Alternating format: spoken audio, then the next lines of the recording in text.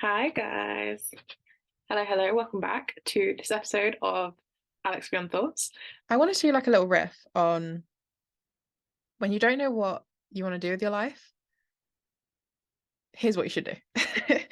And just give you a few tips because I've been noticing like a few conversations happening like around me and like online and things about when you don't know what you want to do for the rest of your life. And I was in this boat for so long.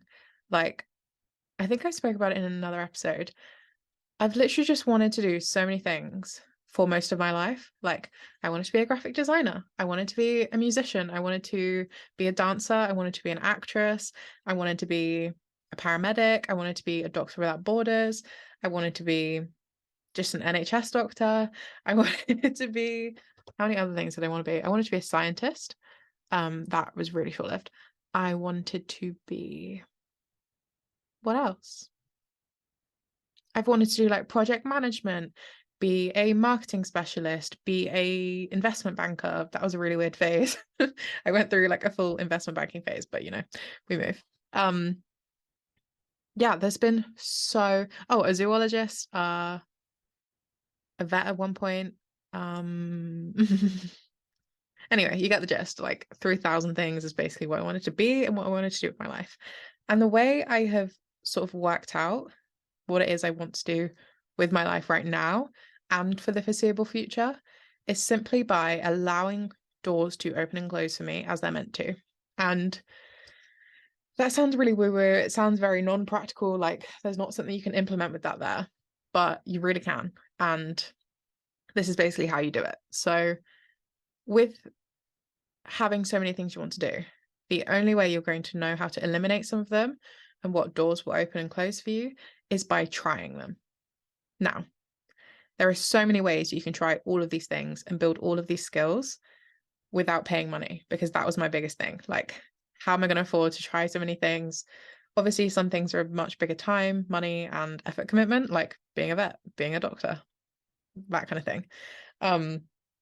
You're going to have to spend a lot of years until you kind of work out that that's not what you want to do. But I'm talking about the other things like being a project manager, being a graphic designer, being a marketing intern, doing social media for something. The only way you're going to know how to do that, and if it's going to be what you want to do for the rest of your life, or at least the foreseeable future, is to start fucking doing it. That's really that simple. Like, something you can do very easily for, I think a lot of things people are wanting to do right now is being an influencer, content creator, maybe like videographer, graphic design, project management, coding, and like being a tech girly. I feel like those are the things that are really being pushed to us right now.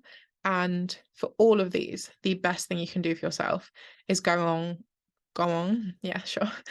Going online and finding free courses and seeing if you can even commit to doing the full free course. That has humbled me so many times. Like, so many times I've been humbled by just trying to do the free course. And if I can't even get myself to get past the free course, I know that that line of work just isn't meant for me. And yes, you can be really extreme, because if you're a kind of lazy person like I am, obviously many things you're just not going to want to do. But that is also how you find what your passion and purpose is. Because there is nothing that can stop you when you find your passion and your purpose. Even your laziness will not get in the way. And like, as someone whose mother complained at them for most of their life for being such a lazy person, I can attest to the fact that when you find the thing you want to do, there is nothing that stops you doing it. There is nothing that can really keep you down for longer than like a week, and you're back to it. So some three things I want to talk to you about quickly is like, for a marketing course, you can go online. Google have marketing courses. Google have even on that, Google have like so many free courses on the Google Garage, and I think it's called Tech Drive or something. You can find so many free courses on there on so many things specific to coding, and like, I think it's called UX designing and things like that. So if that's something you want to get into, definitely check on Google. I think it's marketing for the girls, or the girls for marketing. I will fact check that really quickly. Where's my phone? Girls in marketing. They have so many free resources that I think they even have a course. and they link so many free courses on their site. So if you just go on Instagram, Girls in Marketing, they have so many things for you. Pretty Little Marketer advertises so many things. Vix Meldrew. Vix. VIXMELDREW. Check that page as well. But yeah, so many of those do free courses. Go on the go on the UK Gov website. They have so many free courses there for so many different things. Like you can find these free resources, Skillshare, all of those kind of things that you can get like 30-day free subscriptions for. Go on any popular YouTuber's page right now and you will find like a discount code to one of these things. But yeah, by actually showing up for yourself and trying to complete these courses. Sorry, I've had another one drop in. Harvard Education do so many free courses online. You can literally teach yourself anything on Harvard online and it's all for free. So get on that too. But yeah, what I'm trying to say with this is if you can't stick to a 7-week course, to a 10-week course, to 3 hours of teaching yourself something to get a certification on Google, are you really thinking that's your purpose and passion in life? Probably not. Yeah, probably not. Like that's just not going to be your purpose and your passion because you can't even stand to do it for 10 hours. So move on, basically, is what I'm trying to say. So when you're someone like me that used to have 10,000 avenues of what they want to do with their lives, narrow it down by just trying to make yourself do free courses. And if you can't do it, then, let's just shut that chapter.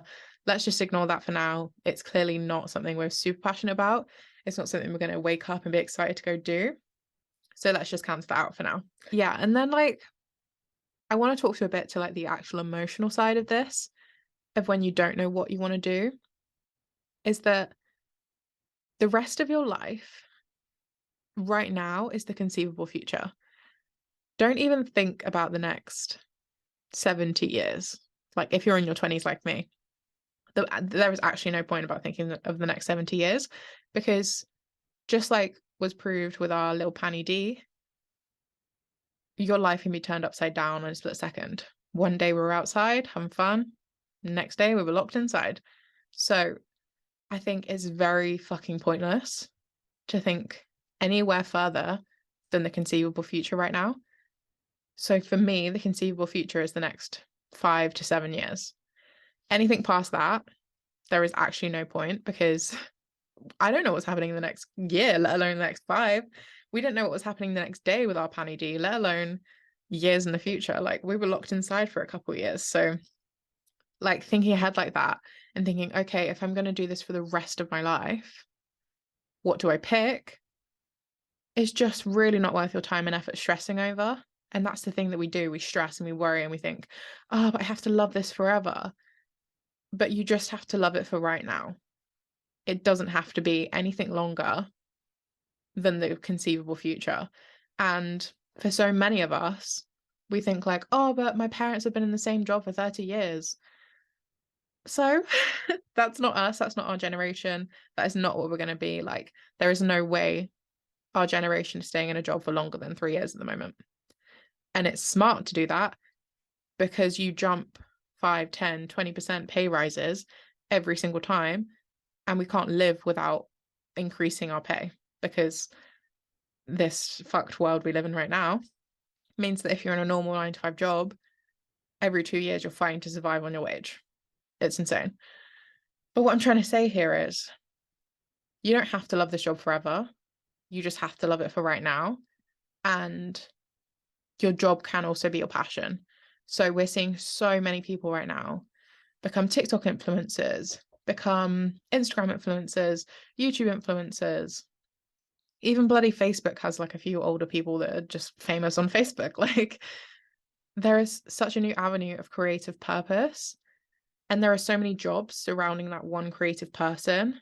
Take, for example, because they've got a pretty big production. Let's take, for example, the Sidemen. And I only really know the Sidemen because of my boyfriend. But they have their core, I think there's 7 of them, 6 of them, 7 of them. And they have an entire production team. They have an entire PR team.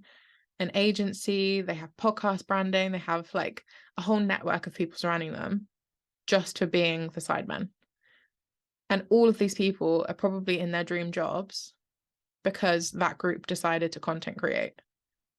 So if you're not wanting to be an influencer, but you want to do something in creativity, production, whatever, just look to these kind of groups of people that are hiring people constantly with little to no skill, because that's where they started out themselves, and start getting yourself on that kind of train. If you don't want to be in front of the camera, you don't really mind being behind the camera, and like just getting out your creativity like that, interning with these kind of like organizations, these people, or even people you know that create content, reaching out to them being like, I would love to, I don't know, make a product that you can promote on your channel. I'd love to design your next logo. Whatever it is that you enjoy doing and that you think might be your passion, reach out to these people that can very easily promote your products so you can even see if it's worth a shot or not. Like, it can be that easy, and we get in our own head that like to make it more complicated than it can be. But running back, like, there are so many kinds of jobs right now that we didn't even conceive possible when we were like 10. So trying to like predict what is going to happen for us in 20, 30, 40 years. I bet some like of these old ladies that are so fashionable and fucking cool on TikTok did not think when they were 20 that they were going to have a TikTok account when they were 65, talking about their entire wardrobe of collectibles and showing us their 1972 Prada shoes. Like, I don't think they thought they'd get paid for doing that. And it wasn't in their conceivable future at 20 years old. So like, why the fuck are we worried about what we're going to be doing when we're 60? Even what we're going to be doing when we're 30. Like, I'm 23 now, 7 years until I'm 30. I haven't got a clue where I'll be. Like, not a clue. So what's the point in me stressing about what I'm going to do with the rest of my life? I need to worry a little bit about the conceivable future. And with that, I think another tip should simply be, when a door closes for you, accept it. And that's really hard and it's really shit and you'll be really upset. But once you've got past the initial kind of stage of grief over the thing you've lost, be grateful that you get a chance to explore something new that's even more perfect for you. And it might take a few more things of grief and hardship and being upset over losing things that you think you might have been passionate about. But in the end, you're going to find the thing and it's going to not necessarily drop into your lap, but it's going to hit you like a ton of bricks when you are doing that work. You're putting your effort and your time and your sacrifice into it. And it's just rewarding you. And it's filling you up instead of draining you. And for some people, that looks like admin. I know some people that literally froth on filing, on organizing things, on booking trips, on communicating with teams. They thrive on being important to that team and being a crucial factor into the part that this company works because I'm here. Some people love the admin side. Some people love the creative side. They don't want to know anything about the admin. They just want to create. They just want to like have ideas, get them down, get them executed. Other people love organizing all of that. My sister's a project manager, and